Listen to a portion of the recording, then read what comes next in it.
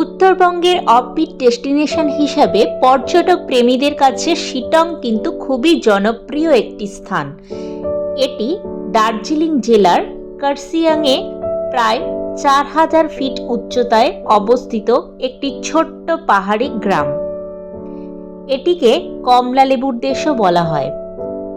আমাদের অনেক দিনের ইচ্ছা ছিল একদিন এই কমলা লেবুর দেশে আমরা যাব, সেই মতো বেরিয়ে পড়েছিলাম।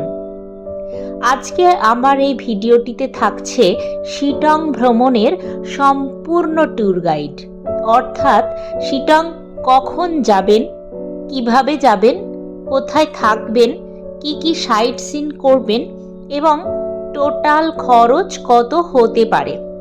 সুতরাং স্কিপ না করে ভিডিওটি সম্পূর্ণ দেখবেন এবং ভালো লাগলে অবশ্যই একটা লাইক দিয়ে উৎসাহিত করবেন, আর আমার চ্যানেলকে সাবস্ক্রাইব করতে কিন্তু ভুলবেন না। তাহলে চলুন ভিডিওর মূল পর্বে যাওয়া যাক। কোন সময়ে শিটং ট্যুর প্ল্যান করবেন? শিটং ট্যুর সারা বছরই করা যেতে পারে, তবে আমার মনে হয় বর্ষাকাল অ্যাভয়েড করাই ভালো।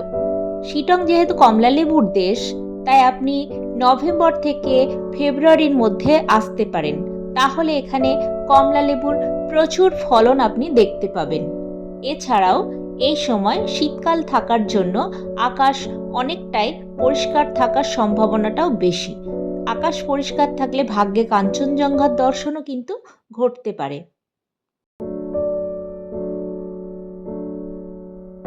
এর পরের সবচেয়ে গুরুত্বপূর্ণ প্রশ্ন হলো শিটং কিভাবে আসবেন।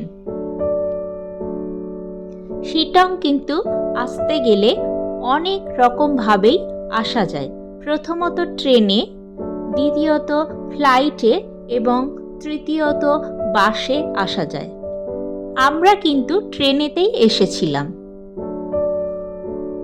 ট্রেনে এলে আপনি শিয়ালদা বা হাওড়া স্টেশন থেকে দার্জিলিং মেল, পদাতিক, কাঞ্চনকন্যা, বন্দে ভারত এবং আরও অন্যান্য অনেক ট্রেন পেয়ে যাবেন। তবে চেষ্টা করবেন রাতের দিকে ট্রেন ধরতে, যে ট্রেনগুলো সকাল সকাল আপনাকে এনজেপি বা শিলিগুড়ি স্টেশনে পৌঁছে দেবে। এনজেপিতে পৌঁছে অথবা আপনি যদি শিলিগুড়িতে নামেন, তাহলে দুক্ষেত্রেই শেয়ার গাড়ি স্টেশনে পেয়ে যাবেন। সেক্ষেত্রে আপনাকে দিলারাম পর্যন্ত যেতে হবে এবং দিলারাম থেকে শিটং যাওয়ার গাড়ি পেয়ে যাবেন। সেক্ষেত্রে খরচ হবে মাথা পিছু 200 থেকে 300 টাকা। তবে আমি বলবো আপনারা শিটং ভ্রমণের জন্য বড় গাড়ি, 8 সিটার গাড়ি বুকিং করুন, কারণ শিটং যেহেতু অফবিট ডেস্টিনেশন, তাই রাস্তা কিন্তু অনেকাংশেই খারাপ। তাই বড় গাড়ি বুকিং করার কথা বলবো। এবং সেক্ষেত্রে এনজেপি থেকে শিটং পর্যন্ত গাড়ি ভাড়া পড়বে 3000 থেকে 4000 টাকা পর্যন্ত। আমার ব্যক্তিগত পরামর্শ, ওই একই গাড়ি আপনারা পরের দুদিনের জন্যও বুকিং করুন। পরের দিনের সাইট সিন ও 3 নম্বর দিনে এনজেপি নামার জন্য, তাহলে ভাড়া একটু হলেও কম হবে এবং গাড়ি খোঁজার হেডেক কিন্তু থাকবে না।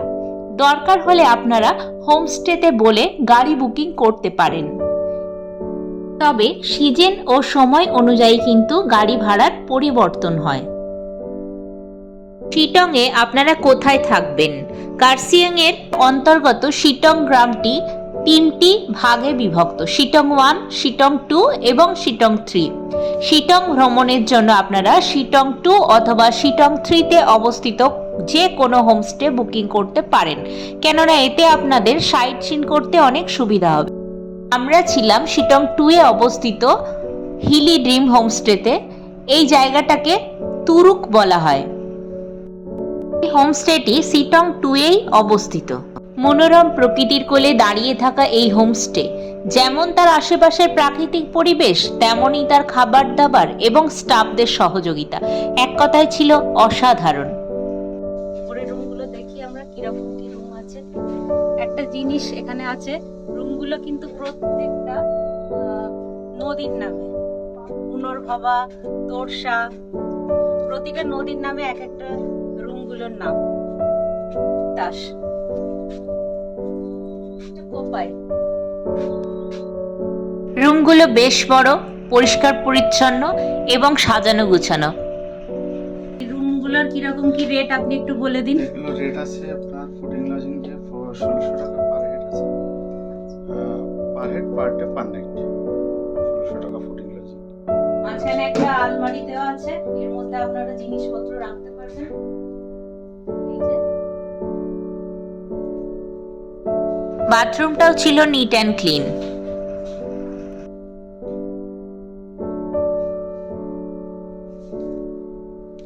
যদি আপনাদের এই রুমগুলো বুকিং করতে চায়, আমাদের ভিডিও দেখে কেউ আসতে চায়, মানে আপনাদের ফোন নাম্বারটা যদি একটু বলে দেন বুকিং করার প্রসেসিংটা। 74777616 কাছ থেকে ফোন নাম্বারটা জেনে নিলেন। আর হোমস্টেটার নাম হচ্ছে হিল ড্রিম হোমস্টে। এই নাম্বারে আপনারা বুকিং করে এখানে আসতে পারেন। এছাড়া অহলধারাতেও দুটো হোমস্টে আছে, সেগুলোও আপনারা বুকিং করতে পারেন। একটি হলো সানরাইজ ভিউ পয়েন্ট হোমস্টে বা চামলিং হোমস্টে, যার কন্ট্যাক্ট নম্বর ডিটেলস আপনারা স্ক্রিনে দেখতে পাবেন। আর একটি হলো অহলধারা ভিউ পয়েন্ট হোমস্টে, এই হোমস্টেটিরও কন্ট্যাক্ট নম্বর আপনারা স্ক্রিনে দেখতে পাবেন। এখন লাঞ্চের টাইম। লাঞ্চে আমাদেরকে দেওয়া হয়েছে ভাত, আলু ভাজা, এখানে পেঁয়াজ লঙ্কা, ডাল, আলু পোস্ত, আর হচ্ছে এই ডবল ডিমের কারি। আর আমাদের যে খেতে খেতে ভিউটা কিন্তু দারুণ দেখা যাচ্ছে, দারুণ অসাধারণ ভিউ একটা। শিটংয়ের এই হোমস্টেগুলোতে থাকতে গেলে আপনার খরচ হতে পারে পার হেড পার ডে 1400 থেকে 1600 টাকা। এর মধ্যে ইনক্লুডেড থাকবে ব্রেকফাস্ট, লাঞ্চ, সন্ধ্যার স্ন্যাক্স এবং ডিনার। এবার আসা যাক সাইট সিন আপনারা কিভাবে করবেন। সাইট সিন করতে গেলে গাড়ি রিজার্ভ করতে হবে। আমার মতে আপনারা যদি একই গাড়ি পুরো ট্রিপের জন্য রিজার্ভ করেন তাহলে সুবিধা হবে। পুরো 3 দিনের জন্য আপনাদের ভাড়া করলে আপনাদের ভাড়া পড়বে প্রায় 10,000 থেকে 11,000 টাকা। আর যদি শুধু সাইট সিন একদিনের জন্য ভাড়া করেন তাহলে গাড়ি ভাড়া পড়বে 3,000 থেকে 4,000 টাকা। আপনাদের 2-3 দিনের ট্যুর আপনারা যেভাবে সাজাবেন, প্রথম দিন ধরে নিলাম আপনারা এনজেপিতে 9:30 থেকে 10টার মধ্যে নেমেছেন, সেক্ষেত্রে যদি গাড়ি রিজার্ভ করেন তাহলে আপনারা সাইট সিন করতে করতে উপরে উঠবেন। এনজেপি থেকে শিটংয়ের দূরত্ব প্রায় 54 কিলোমিটার। সাইট সিন করে উঠলে আপনাদের সময় লাগবে 3 থেকে 4 ঘন্টা। মাঝে রোহিণী ভিউ পয়েন্টে আপনারা ব্রেকফাস্ট সেরে নিতে পারেন। আমরা এই রোহিণীতেই ব্রেকফাস্ট করেছিলাম। এরপর আপনারা দেখে নিতে পারেন হনুমান টপ ভিউ পয়েন্ট, যেখানে একটা বিশাল বড় হনুমানজির মূর্তি রাখা আছে এবং সুন্দর চারিদিকে পাহাড় দিয়ে ঘেরা আঁকাবাঁকা রাস্তা এবং নিচে ভ্যালি দেখা যাচ্ছে এবং কার্সিয়াং শহরকে এখান থেকে খুব সুন্দরভাবে দেখা যাচ্ছে।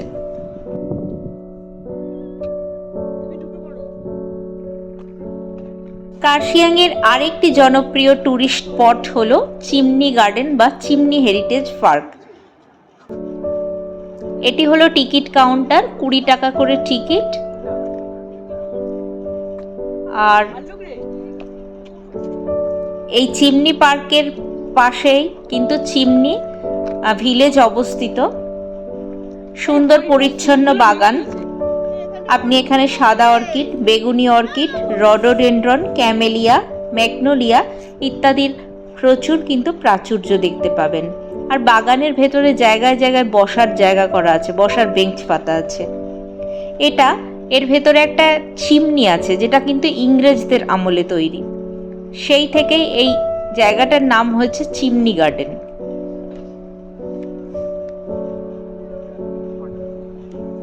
একটু আমার ছবি তুলে দাও।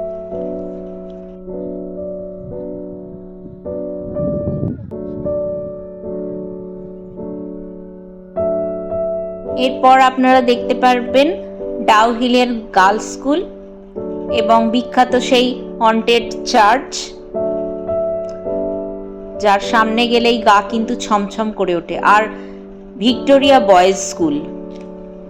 আজকে আমাদের শিলংয়ের দ্বিতীয় দিন, আর আমরা সাইট সিনের জন্য রেডি হয়ে গেছি। এখন বাজে প্রায় 9:15। আমাদেরকে ব্রেকফাস্ট দেওয়া হয়েছে লুচি আর আলুর দম। এগুলো ব্রেকফাস্ট করে নিয়ে আমরা এখন সাইট সিন করতে বেরোবো। দ্বিতীয় দিন আমাদের সাইট সিনের প্রথম স্থান ছিল মাহলদিরাম টি গার্ডেন। খুবই সুন্দর জায়গা, চারিদিকে পাহাড় এবং চা বাগান দিয়ে ঘেরা, মেঘ কুয়াশায় ঘিরে এক অপূর্ব সৌন্দর্য তৈরি করেছিল, যেটা আমাদের খুবই ভালো লেগেছে। এরপর আপনারা দেখে নিতে পারেন বুদ্ধা মনস্ট্রি। শিলংয়ের এই মনস্ট্রিটা প্রায় 300 বছরের পুরানো একটি পবিত্র মনস্ট্রি। এখানে ছবি তোলা কিন্তু নিষেধ, মনস্ট্রির ভেতরে ঢুকে ছবি তোলা নিষেধ, তাই আমি বাইরে থেকেই ছবিটা দেখাচ্ছি।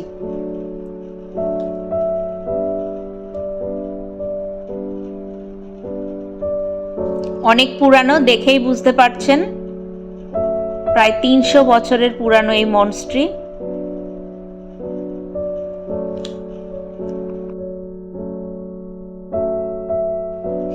এরপর আপনারা চলে যেতে পারেন যেখানে আই লাভ সিটং লেখা আছে, অর্থাৎ সিটং ভিউ পয়েন্ট। ভীষণ সুন্দর একটা জায়গা। এখানে একটা নতুন হোমস্টে তৈরি হচ্ছে। আমরা যখন গিয়েছিলাম, আমরা তো এই আই লাভ সিটং এ দাঁড়িয়ে অনেক ফটো সেশন করেছি। খুবই সুন্দর জায়গা চারিদিকটা। এর পরের গন্তব্য ছিল নামথিং পুখরি লেক। খুব জনপ্রিয় একটি লেক শিলং এর, কিন্তু এক ফোঁটাও লেকে জল ছিল না। যেহেতু আমরা শীতকালে গিয়েছিলাম, শীতকালে কিন্তু এক ফোঁটাও জল নেই, একমাত্র বর্ষাকালে এখানে জল থাকে। চারিদিকে পাইন বন দ্বারা ঘেরা এই লেক। আমরা তো যেহেতু জল ছিল না, আমরা একদম লেকের মাঝখান পর্যন্ত চলে গিয়েছিলাম। আর লেকের সামনে ঢোকার মুখেই একটা হনুমানজির মূর্তি আছে, এবং পাশ দিয়ে একটা পাইনের জঙ্গলের সরু রাস্তা ঢুকে গেছে, যেটা দিয়ে উপরে উঠলে আপনারা পাইনের জঙ্গল ধরে উপরে উঠলে একটা শিব মন্দির কিন্তু পাবেন। নেক্সট ডেস্টিনেশন ছিল অহলধারা ভিউ পয়েন্ট, বিখ্যাত সেই 360 ডিগ্রি ভিউ পয়েন্ট, যেখানে দাঁড়িয়ে আপনি 360 ডিগ্রি ভিউ দেখতে পাবেন। এবং আকাশ পরিষ্কার যদি থাকতো তাহলে এখান থেকে কাঞ্চনজঙ্ঘার দর্শনও কিন্তু পাওয়া যায়। এই গাছটা হচ্ছে সিনকোনা গাছ। একটা বাগান, এইগুলো পুরো সিনকোনার বাগান, পুরো একদম সিনকোনা গাছে ভর্তি এখানে। আর এই বাগানের ঠিক উল্টো দিকেই আমাদের অহলধারা যে হোমস্টে, এই উল্টো দিকে গেলে অহলধারা হোমস্টে আছে। এই গাছ, যা আমরা জানি যে ম্যালেরিয়ার ওষুধ তৈরি হয়, কুইনাইন প্রস্তুত হয় এই গাছ থেকে। এখানে প্রচুর বাগান।